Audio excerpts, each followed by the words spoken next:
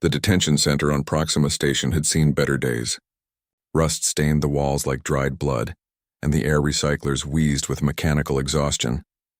Bassett pressed his back against the cold metal wall, watching as the other prisoners huddled in small groups, their faces etched with terror. "She's coming," whispered Chen, the smuggler from Earth's outer colonies. The Sanguine Queen herself. Bassett had heard the stories. The Velkari were an ancient race that had conquered 17 star systems, but their queen was something else entirely. She didn't just rule through fear, she fed on it, literally. The heavy doors groaned open and silence fell like a blade.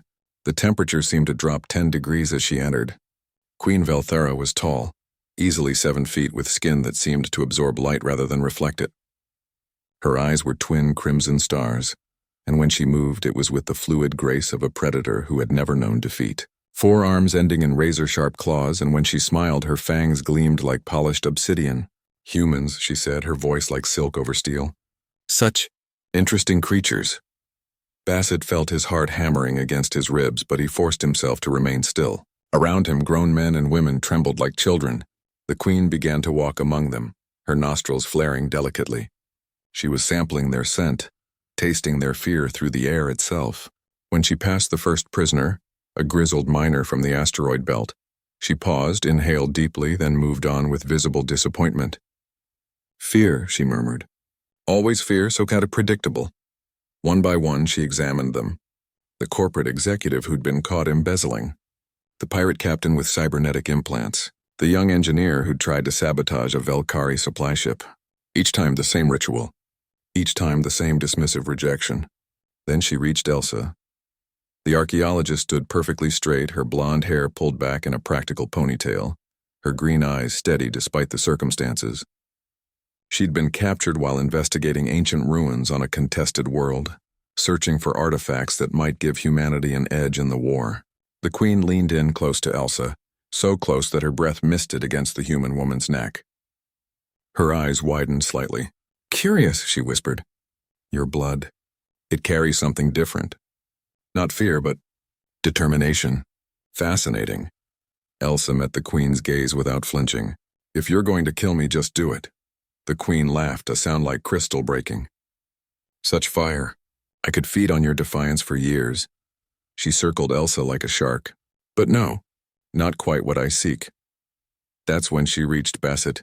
He was nothing special, just a maintenance tech from Luna Station who'd been in the wrong place at the wrong time. Brown hair, average build, calloused hands from years of working on atmospheric processors and gravity generators. But when the queen's nostrils flared near him, something changed in her expression. Her crimson eyes went wide. She inhaled again, deeper this time, and her 4 hands trembled slightly. "Impossible," she breathed. Bassett looked up at her, confused. "What?" The queen's voice dropped to barely a whisper. "Your blood.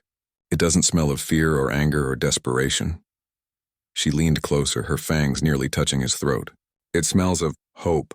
"Hope?" Bassett frowned. "That's ridiculous. I'm probably going to die here." "No," the queen said, and now her voice carried something Bassett had never expected to hear from a Velkari royal. Uncertainty. "That's just it. Even now facing death, your blood carries the scent of someone who believes tomorrow can be better than today." She straightened, studying him with new interest. "In 3,000 years of existence, feeding on countless worlds, I have never encountered this. Fear, yes. Rage, certainly. Despair most of all. But hope?" She shook her head in wonder. "Hope is apparently unique to your species." Bassett glanced at Elsa, who was watching the exchange with growing amazement. Around them, the other prisoners stared in shocked silence. "I don't understand," Bassett said. "What does this mean?" The queen was quiet for a long moment, her ancient mind processing something it had never encountered before. "For millennia, I have fed on the darkness in sentient hearts. It has sustained me, given me power." She looked down at her clawed hands. "But hope is something entirely different." She turned to address all the prisoners. "Your species puzzles me, humans. You face extinction, yet still you dream of victory. Your ships burn in the void, yet still you believe you can win this war." Her gaze returned to Bassett. "And you, even captured, even facing certain death, you somehow maintain faith that things will improve." Maybe because they will, Bassett said quietly. Maybe because we don't know how to give up. The Queen stared at him for what felt like hours. Then, to everyone's shock, she began to laugh, not the cruel sound from before, but something almost delighted. Perhaps that is why your species has proven so resilient. She moved toward the door, then paused. Guards, release them! My queen? The Velkari soldier looked confused. All of them. Provide them with a ship. She glanced back at Bassett one final time. I find I am curious to see what hope can accomplish when given the chance to flourish.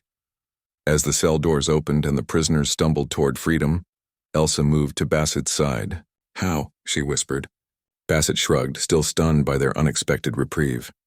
I guess some things are worth more than fear. Behind them, Queen Velthara watched them go, her crimson eyes thoughtful. For the first time in 3 millennia, she found herself wondering if perhaps there was something more nourishing than terror, something called hope.